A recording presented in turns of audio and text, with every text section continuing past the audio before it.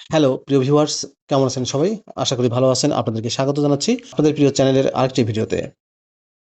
বেসরকারি শিক্ষা প্রতিষ্ঠানের ষষ্ঠ গণবিজ্ঞপ্তি নিয়ে একটি আপডেট তথ্য আপনাদেরকে জানিয়ে দেব। আশা করব ভিডিওটি কন্টিনিউ করবেন।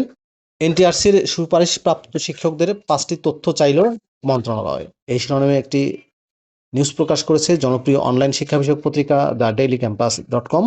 মূলত এই তথ্যটি আপনাদের সাথে শেয়ার করব। কোন ৫টি তথ্য চেয়েছে সেই তথ্যগুলো আপনাদেরকে জানিয়ে দেব।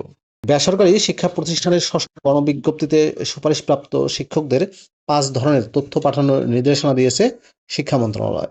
আগামী ৭ কর্মদিবসের মধ্যে জরুরি ভিত্তিতে এই তথ্য পাঠানোর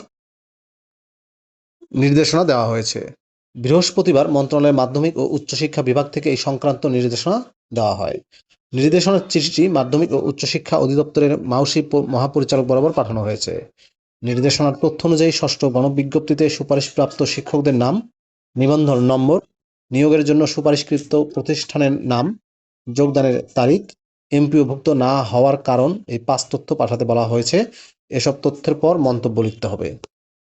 জানা গেছে গত ৭ই জানুয়ারি মাধ্যমিক ও উচ্চশিক্ষা অধিদপ্তরের আঞ্চলিক কার্যালয়ের উপপরিচালকদের সঙ্গে মতবিনিময় সভায় ষষ্ঠ গণবিজ্ঞপ্তিতে এমপিওভুক্ত হতে না পারা শিক্ষকদের তথ্য সংগ্রহের সিদ্ধান্ত হয়। সেই সিদ্ধান্তের আলোকে মন্ত্রণালয় এই সংক্রান্ত নির্দেশনা দিয়েছে। শিক্ষা মন্ত্রণালয়ের পাঠানো চিঠিতে বলা হয়েছে, এনটিআরসি এর মাধ্যমে বেসরকারি শিক্ষা প্রতিষ্ঠানের ষষ্ঠ নিয়োগ বিজ্ঞপ্তির মাধ্যমে ৪১,৬২৭ জন শিক্ষককে নিয়োগের জন্য সুপারিশ করা হয়। সুপারিশপ্রাপ্তদের মধ্যে কতজন যোগদান করেছেন, কতজনের যোগদান পরবর্তী পদায়ন করা সম্ভব হয়নি, পদায়নে কোনো সমস্যা হয়েছে কিনা, যোগদানকৃতদের মধ্যে এমপিওভুক্ত শিক্ষকদের সংখ্যা কত, এমপিওভুক্ত হয়নি এমন শিক্ষক কারা ইত্যাদি তথ্য মাধ্যমিক ও উচ্চশিক্ষা বিভাগে পাঠানো প্রয়োজন। এ বিষয়ে তথ্য সংগ্রহের জন্য ৭ই জানুয়ারি মাধ্যমিক ও উচ্চশিক্ষা বিভাগের সচিবের সভাপতিত্বে মাধ্যমিক ও উচ্চশিক্ষা অধিদপ্তরের আঞ্চলিক কার্যালয়ের উপপরিচালকদের সঙ্গে অনুষ্ঠিত সভায় সিদ্ধান্ত গ্রহণ করা হয়েছে।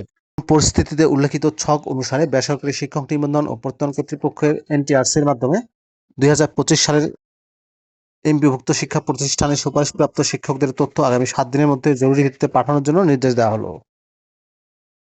প্রিয় ভিউয়ার্স, এই ছিল এনটিআরসি এর সর্বশেষ আপডেট তথ্য। ভিডিওটি কেমন লাগলো অবশ্যই কমেন্ট করে জানাবেন। ভালো থাকবেন সবাই। আল্লাহ হাফেজ।